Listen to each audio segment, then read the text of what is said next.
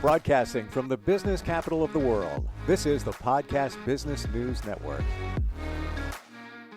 I'm going to say these two words and they're going to resonate with you or they're not. For many of us, they do. Anxiety and panic. And if you're somebody that is challenged by that, we're going to talk about your path to recovery. That's all in a brand new book that's just out with somebody who helps people all the time with anxiety and panic. She's an amazing counselor and coach, but that's her specialty. She's Barbara Spaulding, and she's back with us. Hey, Barb, how are you? I'm good. Thank you. Thank you. That was very kind. Yes, I am very excited. My book is now on paperback in Barnes & Noble and will be on Amazon. It's right now ebook. And it is literally 30 years of what I've learned working with people and my own struggle with anxiety for 15 years. And I've been free of it for at least 30, so don't be scared. You can Yeah, get congratulations on the book. Thank This you. is so needed more and more in my world. And I shared this a few times when we've gotten together. I Mhm. would say 80% of the people in my circles have anxiety. Don't know about the panic because that's pretty much a case by case situation. I would understand, right? But definitely on the panic side for sure. Right. And is it true that you can have panic but not anxiety? No, it's the other way around. Close.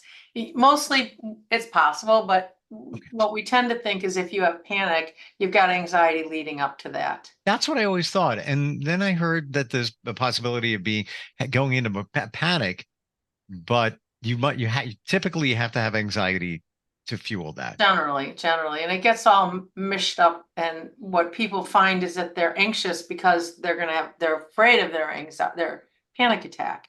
Yes. So being afraid of something is what makes the anxiety worse and higher. So you can have anxiety without panic attacks, though. So Gotcha. Yeah. sometimes people just live in an anxious state. And often when I work with people and I say, well, from 1 to 10, if you're sitting at home reading, where's your anxiety? 5. Well, that's way too high.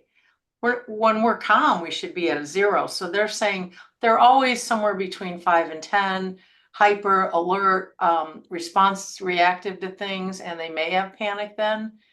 But Hmm. I think in terms of treatment, it doesn't matter. You learn how Yeah. to calm yourself down, you can calm yourself down anywhere, anytime. Do you feel that many who have anxiety just have it and they know it's there, but they've become so accustomed to living with it, it's just there. They just get by. It's not the best case scenario, but it is just that. Right, right. But I think that living with it, it means that you're not going to do everything you want in your life. You're Of course. constantly second guessing. You feel like you're limited all the time and you avoid things and maybe don't even realize it's that fear of the anxiety.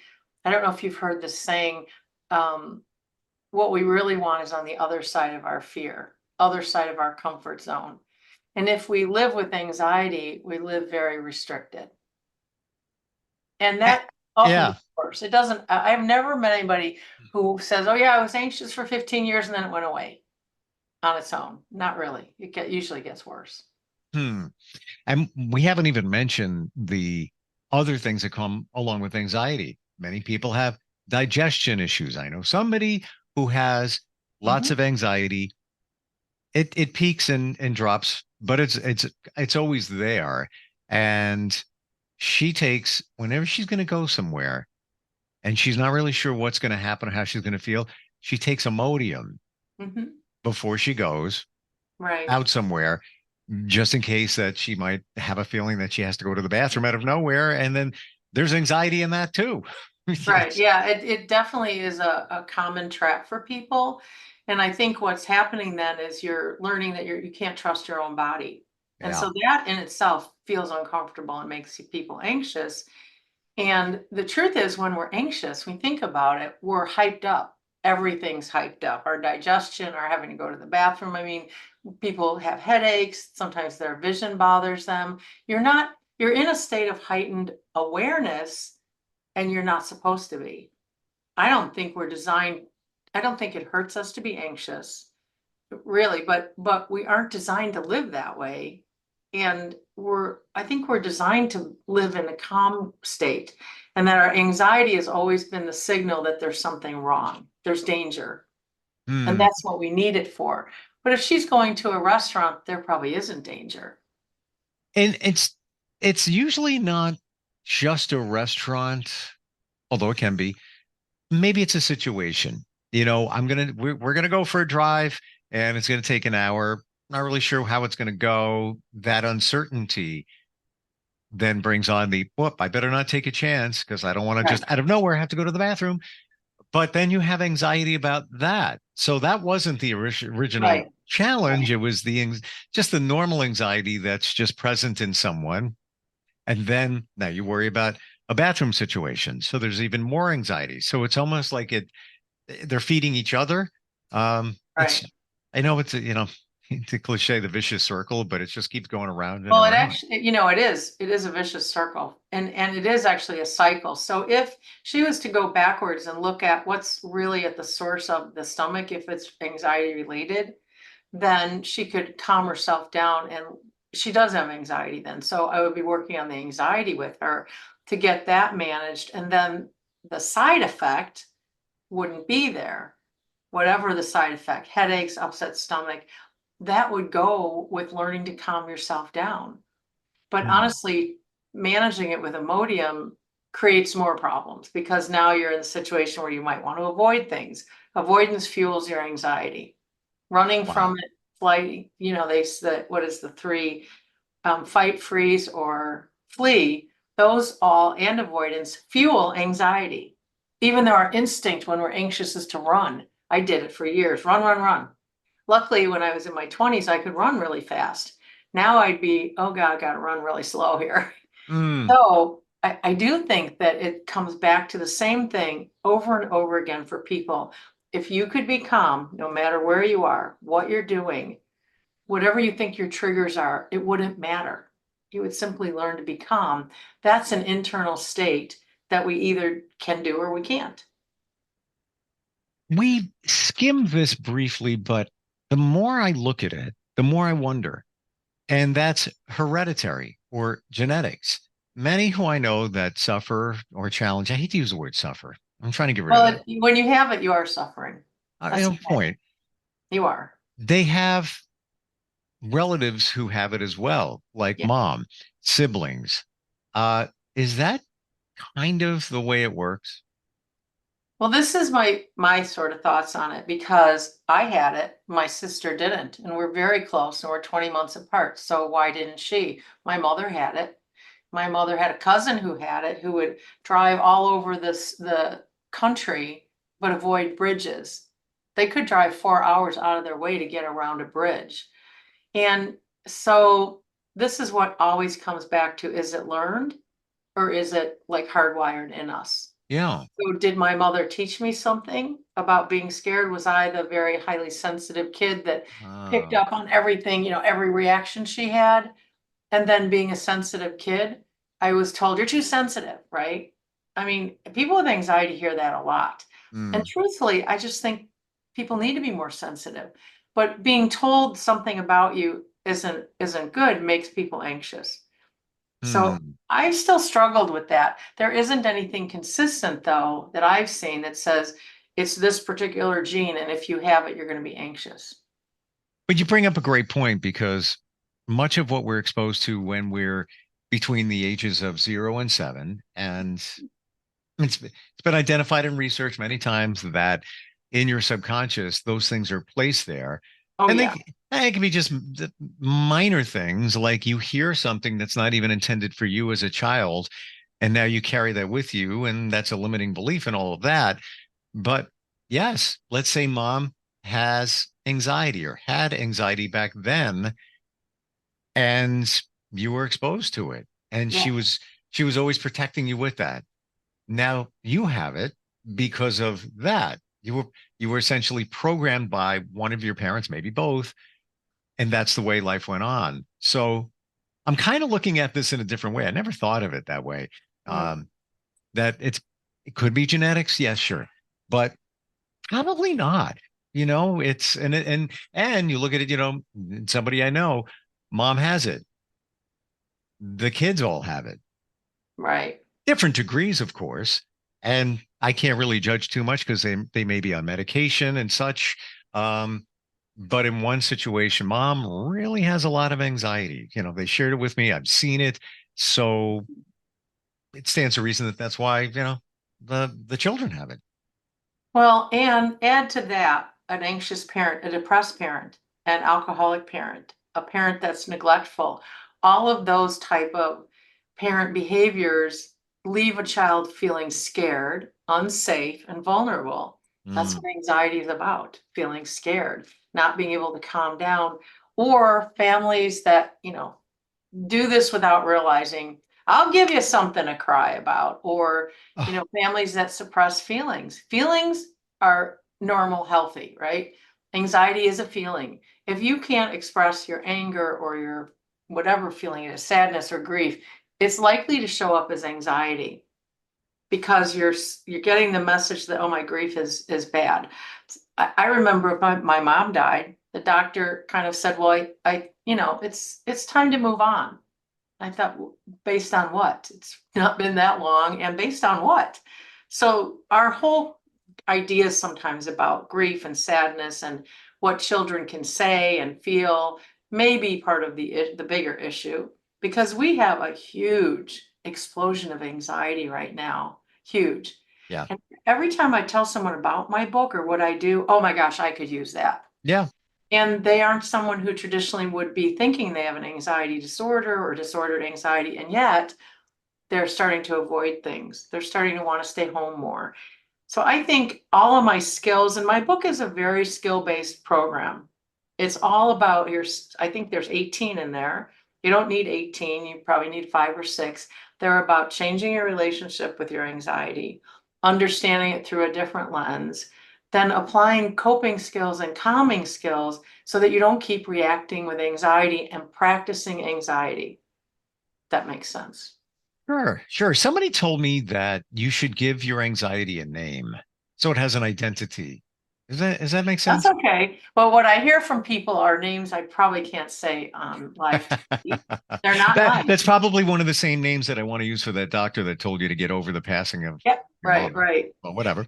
right. I know, I felt that way too. Thank you. Mm. Well, I think that part of it is people come to me, and I do this in the group. Tell me what you call your anxiety. And it starts with monster, devil, and it goes down from there. And I'm saying, what if it's just a scared kid? Oh no. But what if it really is? And let's look at that. If you were 4 years old and you're scared, you have very few coping skills, right? You just don't. So you're going to be reactive. As an adult, we have logic, coping skills. So when we're scared, we're about 4. Now, Yeah. people don't like that because they forget it doesn't mean you're a 4-year-old. It means that part of you feels 4. And so we have to use our adult calm skills and logic to help that scared part. And you did it once. You described going through a blood test and talking to yourself. Well, what part do you think you were talking to? I'm perfectly fine saying that I act like a child. That's It's a because that's a different, but that's good. That probably is good. but we are in those situations. You are acting like or the child in you. And that's why they say you need to reparent yourself Yes. because nobody else is going to do it.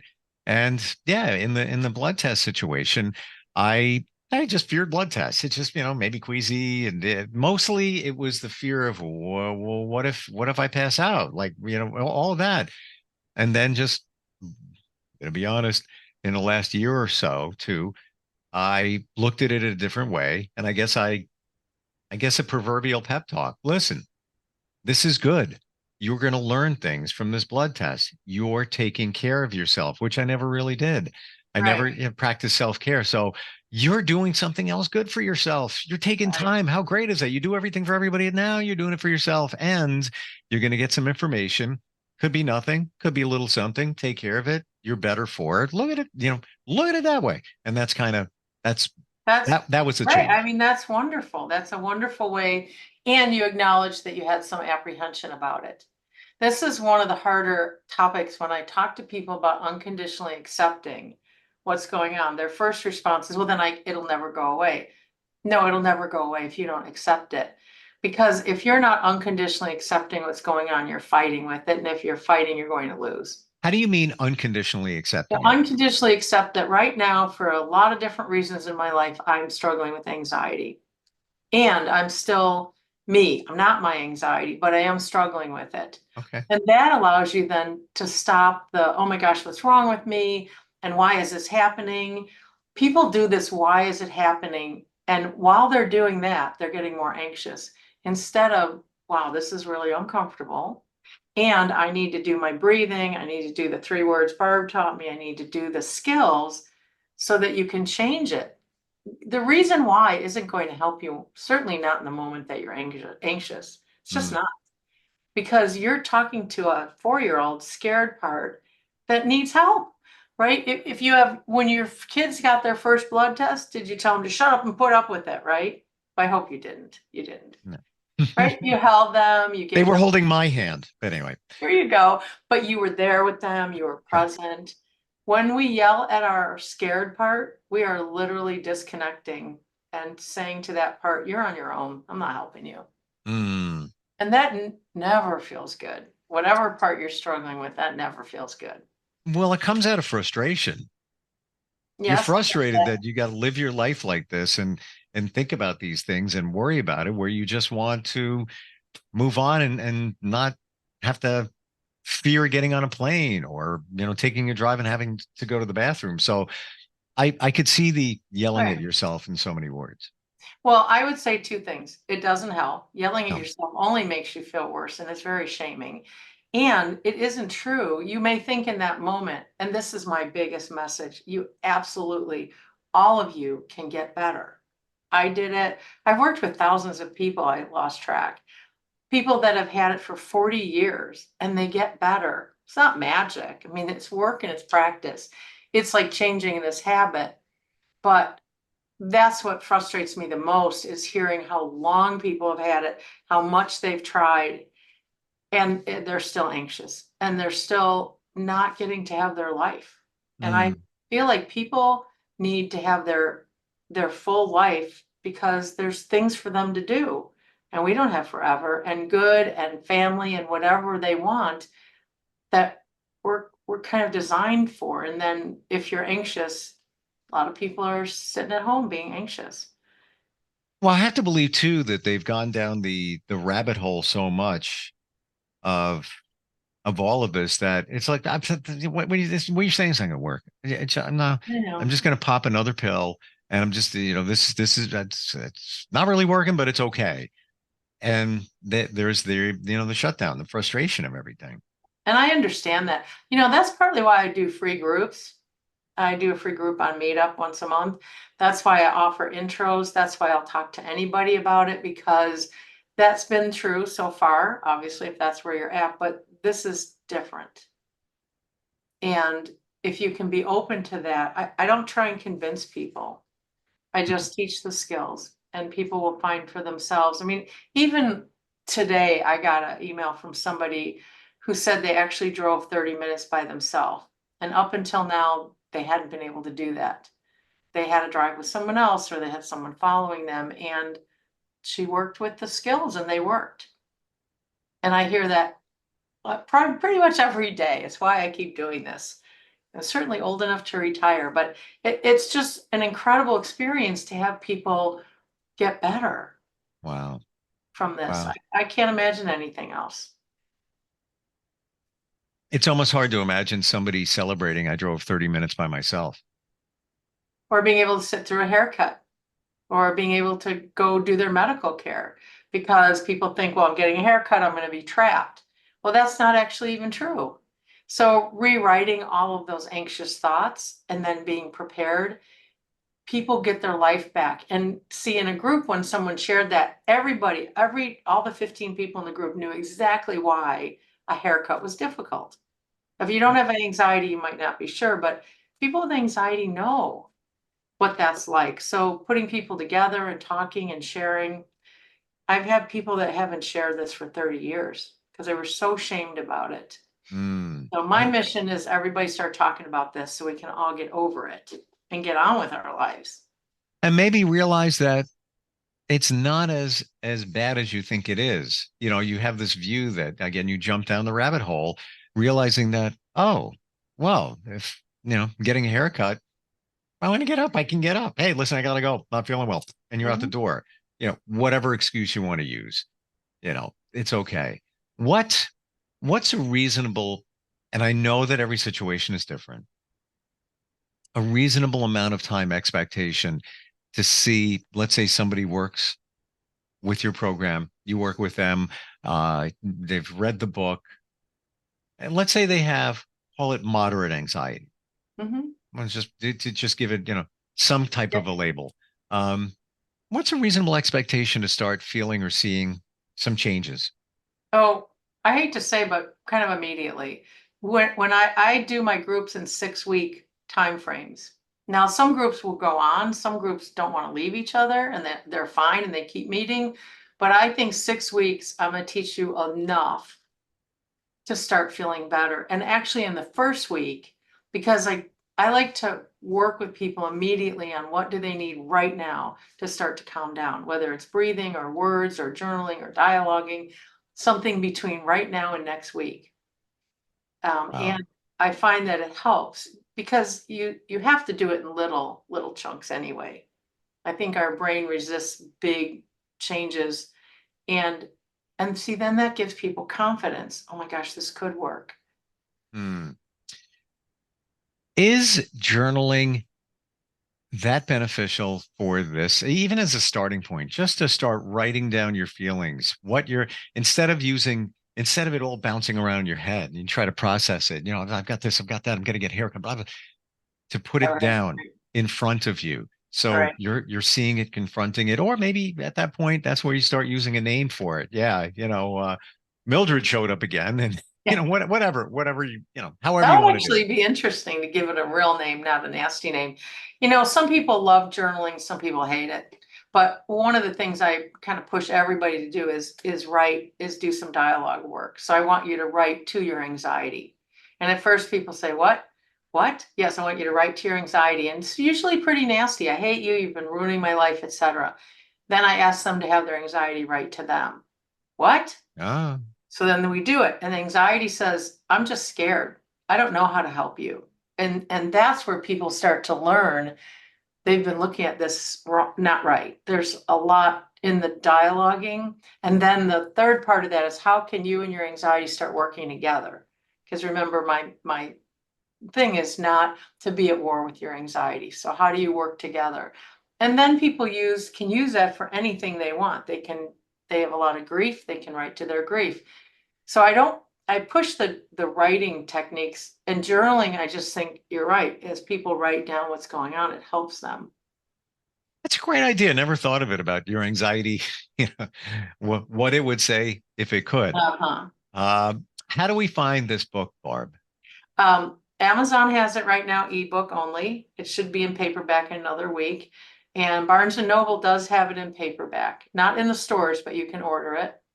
And you can find me at www, I'll do it for you, anxietyandpanic.solutions. You can also look my name up, Barbara Spaulding, it'll pop up. And then I have Facebook and some Instagram and TikTok. I'm trying to work with that stuff.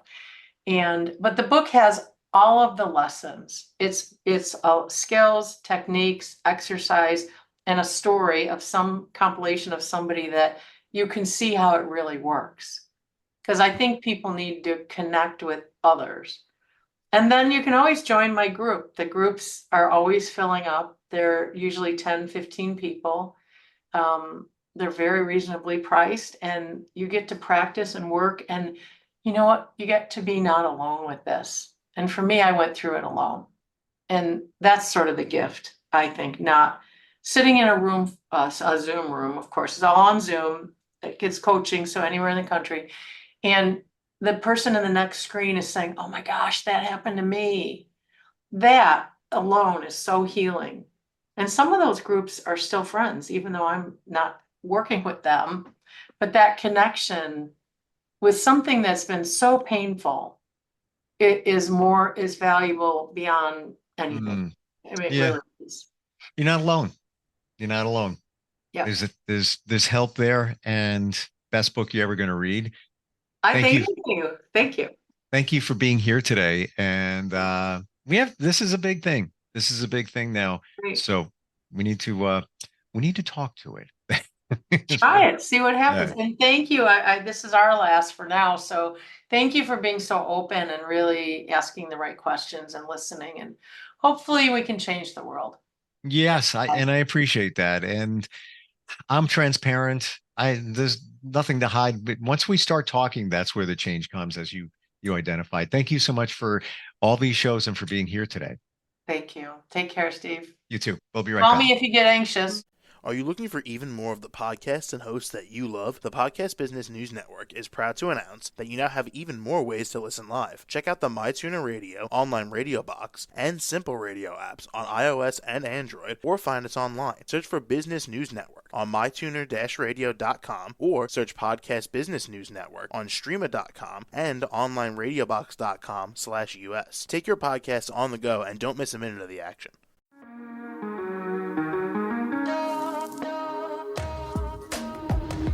Broadcasting from the business capital of the world, this is the Podcast Business News Network. For nearly 2,000 severely injured veterans, everyday life has become filled with barriers. Day-to-day simple tasks can become pretty daunting. I have to carry my chair up 2 flights of steps or have somebody do it for me. What scares me the most is just the falling.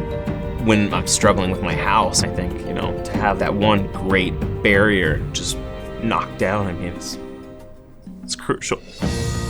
Home for Our Troops is a wonderful nonprofit that builds a mortgage-free, fully adaptive, handicap-accessible house. And there's no catch. It'll be our very first home that we've ever owned. This is a game changer. This is where your life begins again. We need you to join us in completing this important mission. Please visit hfotusa.org and help build homes and rebuild lives. Because of you, everything's going to be okay.